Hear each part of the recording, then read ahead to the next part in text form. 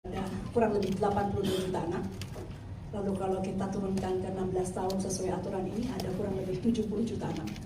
Jadi kalaupun peraturan serupa sudah dilakukan di Singapura dengan penduduk atau anak 5,7 juta, ini agak berbeda karena skalanya memang cukup besar. Karena itu Pak Seskap izin Pak Seskap mungkin juga dapat membantu koordinasi lintas kementerian ini agar kerja-kerja ini bisa menjadi lebih efektif dalam kerangka mengamankan anak-anak kita di ranah digital. Ini betul-betul efektif adalah 1 tahun persis dari PP-nya ditandatangani oleh Bapak Presiden. Artinya ada 17 hari dan tadi kita melakukan rapat koordinasi. Pak Seskap terima kasih banyak sudah hadir, Pak Menhub Bangga terima kasih sudah hadir. Kemudian Pak Mendagri, Pak Mendasman, Ibu Menke PPA, tadi ada juga Menteri Agama. Artinya secara kolaboratif kita semua sudah sepakat untuk melakukan aksi-aksi percepatan menuju tanggal 28 Maret agar upaya perlindungan anak di ranah digital sesuai dengan semangat dari Bapak Presiden bisa dijalankan dengan lebih efektif. Baik rekan-rekan semua, kita tahu bahwa PP ini sudah ditandatangani oleh Bapak Presiden pada bulan Maret tahun 2005 dan ada juga sudah dilanjuti dengan nota kesepakatan MOU antara 6 kementerian, dari Kementerian Komdigi, kemudian Mendagri, Agama, PPA, kemudian Kementerian Diktasmen, dan juga dari BKKBN, itu pada tanggal 31 Juli 2025. Tapi kali ini kita akan bekerja lebih keras lagi.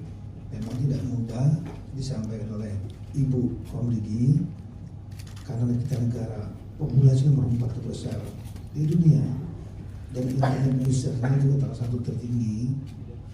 Oleh karena itu pelibatan pemerintah daerah adalah suatu keharusan. Dan dalam konteks ini Kemendagri sebagai pembina dan pengawas pemerintah daerah ada lewat 92, 38 provinsi, 98 kota, 416 kabupaten, semua harus terlibat. Penggunaan gadget atau media sosial yang tidak bijak, khususnya untuk anak-anak.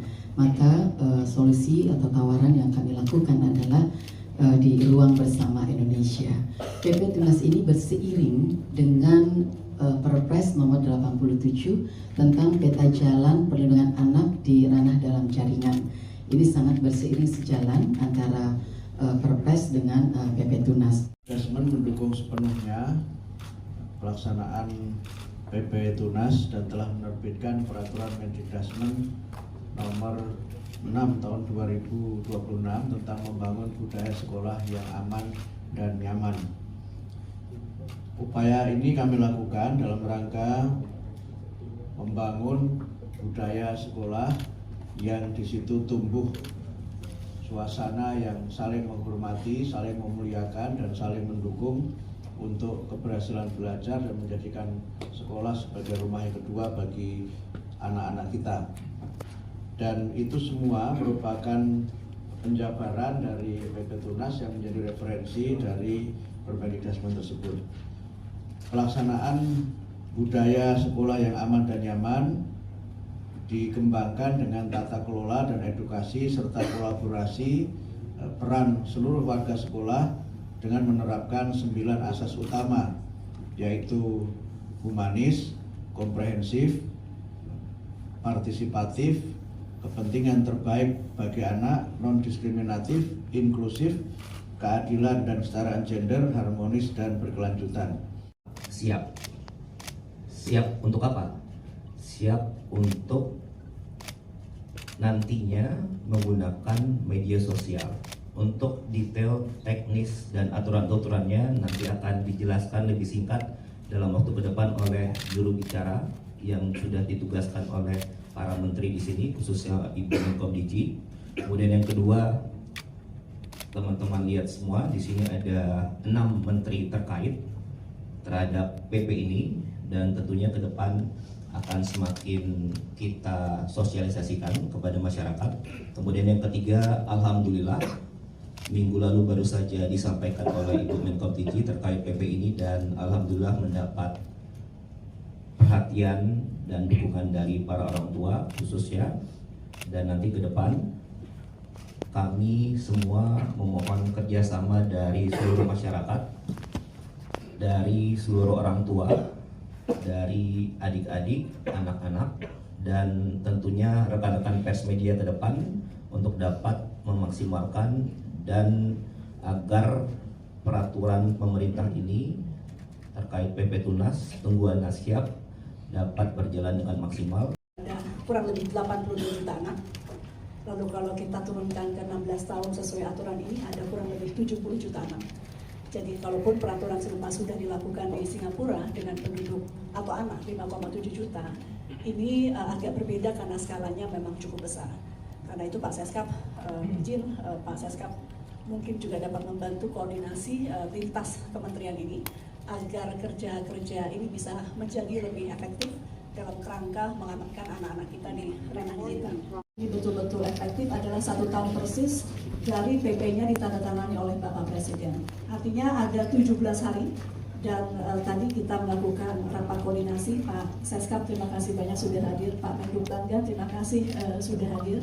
Kemudian Pak Mendagri, Pak Mendasman, Ibu Men PPPA, tadi ada juga Menteri Agama. Artinya secara kolaboratif kita semua sudah sepakat untuk melakukan aksi-aksi percepatan menuju tanggal 28 Maret agar upaya perlindungan anak di ranah digital sesuai dengan semangat dari Bapak Presiden bisa dijalankan dengan lebih efektif.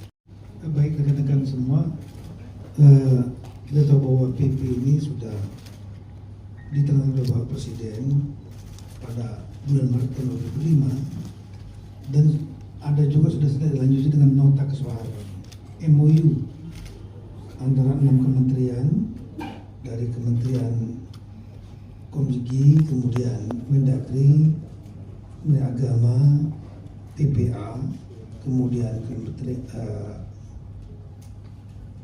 Diktasmen, dan juga dari BKKBN itu pada tanggal 31 Juli 2025. Tapi kali ini kita akan bekerja lebih keras lagi. Memang tidak mudah disampaikan oleh Ibu Komdigi karena kita negara populasi nomor 4 terbesar di dunia dan internet usernya juga salah satu tertinggi. Oleh karena itu pelibatan pemerintah daerah adalah suatu keharusan. Dan dalam konteks ini Kemendagri sebagai pembina dan pengawas pemerintah daerah pada lewat 92, 38 provinsi, 98 kota, 416 kabupaten, semua harus terlibat. Penggunaan gadget atau media sosial yang tidak bijak, khususnya untuk anak-anak. Maka solusi atau tawaran yang kami lakukan adalah di Ruang Bersama Indonesia. PP